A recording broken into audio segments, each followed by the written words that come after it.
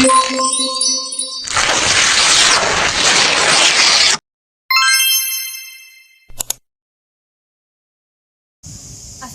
warahmatullahi wabarakatuh. Saya Diaspin Satila, kelas 1A semester 1, NIM E1C022012.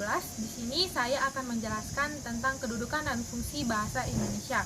Sebelum itu saya akan menjelaskan apa itu kedudukan dan fungsi. Kedudukan adalah status relatif yang diberikan kepada suatu hal, termasuk bahasa Indonesia itu sendiri. Kemudian ada fungsi, ialah kegunaan atau pemakaian. Baik, selanjutnya ke materi utama, yaitu kedudukan bahasa Indonesia. Ada dua.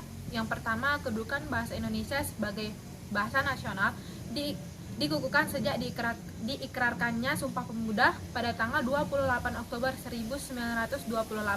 Kemudian yang kedua ada kedudukan bahasa Indonesia sebagai bahasa negara.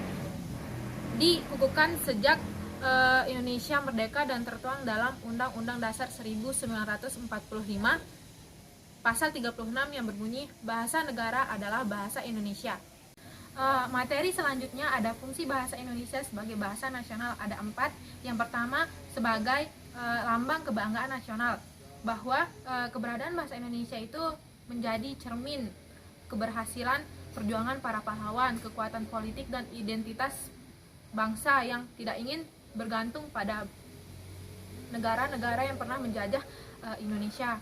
Yang kedua ada sebagai lambang jati diri atau identitas nasional, bahwa bahasa adalah identitas setiap bangsa. Bahasa menunjukkan kepribadian bangsa, dan bahasa menunjukkan bangsa. Yang ketiga yaitu bahasa sebagai alat perhubungan di tingkat nasional, bahwa bahasa Indonesia merupakan alat perhubungan di tingkat nasional untuk kepentingan perencanaan dan pelaksanaan pembangunan. Yang keempat yaitu bahasa sebagai alat komunikasi antar budaya dan antar daerah. Indonesia merupakan negara yang adibudaya dan multibudaya. Dalam konteks ini bahasa Indonesia difungsikan sebagai media komunikasi. Misalnya budaya wayang Jawa dipahami oleh masyarakat Indonesia melalui media bahasa Indonesia, sehingga dapat diapresiasi oleh suku lain. Kemudian materi selanjutnya ada fungsi bahasa Indonesia sebagai bahasa negara. Ada 4. Yang pertama, sebagai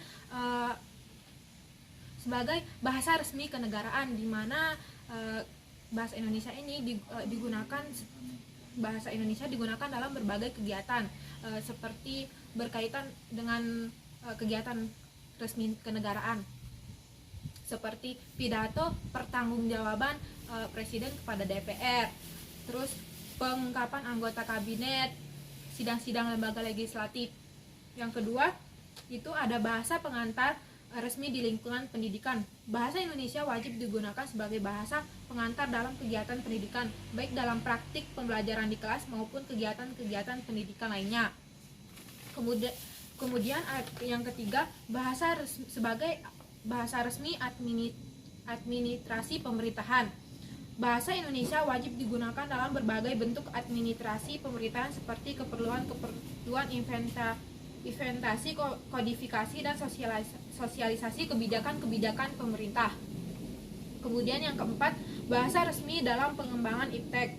Bahasa Indonesia digunakan dalam pengembangan iptek di Indonesia, misalnya dalam hal penyusunan kamus istilah berbahasa Indonesia. Sekian dari saya. Wassalamualaikum warahmatullahi wabarakatuh.